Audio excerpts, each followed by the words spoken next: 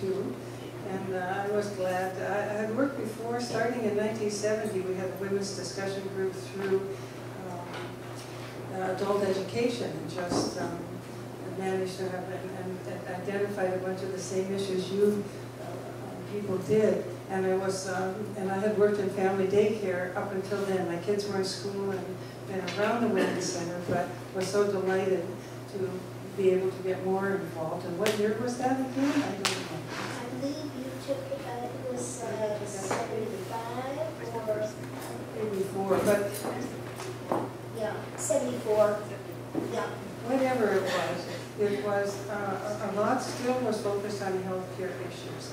And besides all the hard work had done for which doctors were good for what and which doctors were preparable for what, we also took out birthing issues, because there was no rooming in allowed, there were no partners allowed in the birthing delivery rooms. The doctors would say no, that fathers will get upset and faint, and you can't have rooming in because the baby could wake up the other mothers. And that was a long discussion that we had with them, and were very successful. And now it's almost impossible to believe that that had to be a long, more than 2 or 3 year, maybe 4 year discussion. It was the same on the testing for sexually transmitted diseases. And we had our local health officer was not friendly, and I remember Callie would go and work with him, and so Callie Wozni and I shared that coordination. And we would role play. I would role play that jerk, that was in charge and saying no, and she would role play going in to talk to him. And we did a lot of that stuff to support each other so that we knew how to handle the bureaucracy. Then we found in a fellow that turned out to be the regional health officer, Blatherwick, an ally, and that was partly how we were managed finally to get testing done at the hospital. And I don't know of the status of what lab testing they do here now or anything like that. So birthing was a big issue. What other doctors? There was also a time where the NDP came into power and community resource boards came into power. And truly they did, because all of a sudden, instead of fighting for farther away places for funding, we had the opportunity to fight for it on a more local basis. And we wanted a healthcare worker, and that was Camille Bush. She was a midwife, and so women could come in with various questions, and Carolyn DeMarco also helped out during that time. And I remember us sitting at the Community Resource Board that was a little bit nervous about what was really going on at the Women's Center at that board, and packing the aisleways. We couldn't even get in, all of us, to the meeting, and sitting. There were so many of us sitting in all the aisleways while they made a decision if they would fund our healthcare worker or not.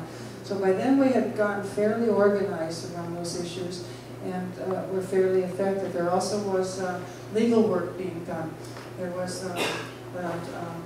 Justice Development Committee set up, and I remember I was, as a paid functionary, thought yes, and the board thought that would be good, or the collective, to get involved in that, and having to really worm our way into that so that women's legal issues could be considered. And one outcome of that was we had no protocol for rape at all. And so then we came and worked with a committee to set up a rape crisis line, and that ran out of the Women's Center for a long time. We worked with the police that had no protocol, and we worked with the hospital that had no protocol. And it was a tremendous amount of work and energy, and a very interesting experience for me and the women involved with that. The other thing we did was try to build up our general resources. And so we got various grants for library books, and we got a pretty good beginning library for the Women's Center. And then at some point when we would apply again and again, and they finally said, well, if we went in the public library. So we had a big section in the city public library of women's resource books that we fundraised for. There's lots of very fun things, and lots of women's festivals. We would the status of women in the teachers group got going. And so when they would have their pro-development days, we would ask to go and speak, and at first they'd say no, and so we would just go to all of the discussions that were pertaining to women and make sure that what we felt was a good women's point of view was heard in that discussions. And SPARC, which is the Social Planning and Review Council, had a big healthcare conference here, and we also packed that one. So we would have at least 3 or 4 women in every workshop that had any discussion about women going on that we could find out about. And so it was kind of exciting there. That was BCTF. For me personally, and it's always, we were big on, political is personal, personal is political, but one of the people I remember the most for helping me, because I didn't know how to write a government grant, Vita and Marshall were busy with other endeavors and said, there's money there for funding, but you guys have to go for it. And so I called Maureen Argatoff and became dear, dear friends with Maureen over many struggles in the community at large. But it helped through that point because I didn't know how to talk to the Secretary of State.